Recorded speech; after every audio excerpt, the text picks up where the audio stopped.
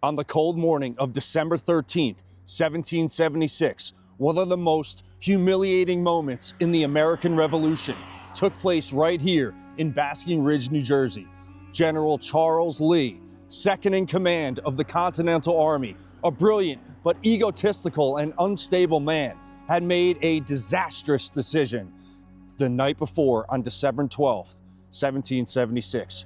He rode 3 miles away from his army to drink at a local tavern known as Widow White's Tavern, which used to be located right here at this intersection in Basking Ridge, New Jersey. 15 of his officers and guards were forced to join him for protection duty while leaving the army behind, completely exposed, while their commander left them to drown his sorrows in booze. It was the very definition of a Stoic failure. Epictetus warns us, very little is needed for everything to be upset and ruined, only a slightly lapse of reason. This was Lee's lapse in judgment and reason, and it wouldn't take long for everything in his life to be upset and ruined.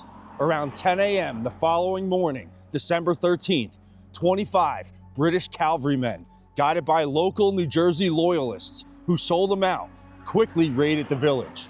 2 of Lee's guards were killed trying to protect him. The tavern itself was shredded by gunfire.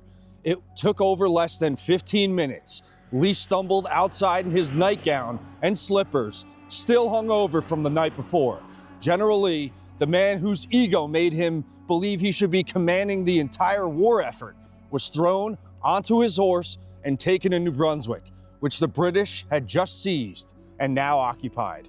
There, General Lee was locked in a cold cell while British officers celebrated the victory.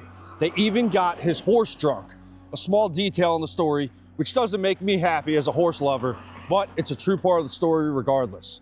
And that night, the British military band played music deep into the night, triumphantly marking the capture of the highest-ranking American general ever taken prisoner, a celebration born from his lapse in judgment, his pride, his indulgence. Now, I can't tell the story without mentioning the absolute atrocities that New Jersey endured just days before.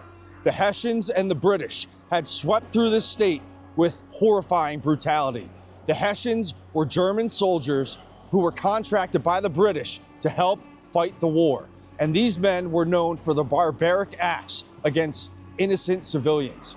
New Jersey loyalists, eager to punish their patriot neighbors, guided enemy soldiers straight to their front doors. General Nathaniel Greene, one of my favorite American historical figures, wrote in a letter to his wife, describing scenes that still chill the soul to this very day.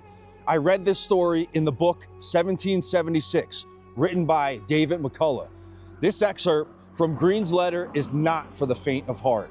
He wrote, "They led the relentless foreigners to the houses of their neighbors and stripped poor women and children of everything they have to eat or wear. And after plundering them in this sort, the brutes often ravish the mothers and daughters and compel the fathers and sons to behold their brutality." Lee knew this. He heard these stories amongst the men. He heard the howls of grown men in pain, hearing that their town was raided with their families at home without them there to defend them. He felt the despair, the rage, the psychological collapse that comes from knowing civilians were suffering torture and violation. This weighed heavily on him. But pressure, even horrific pressure, does not excuse abandoning discipline, which is why you must stay on top of your mental health, because life rarely gives warnings when tragedy is about to strike. Epictetus said it best, "No man is free who is not master of himself." Lee was not the master of his own mind. He thought he could take one night, one escape from reality and responsibilities. He believed his brilliance was enough to outweigh his vices. But one night destroyed everything. A general captured, guards killed, a civilian's tavern ruined, the British strengthened, and the Continental Army weakened.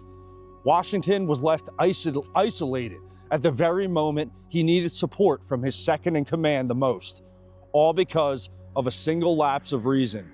Washington, cold, exhausted, retreating through the mud and ice of New Jersey, never surrendered to impulse. He stayed vigilant, he stayed sober, and he stayed steady through scenes of horror that the modern mind can't imagine.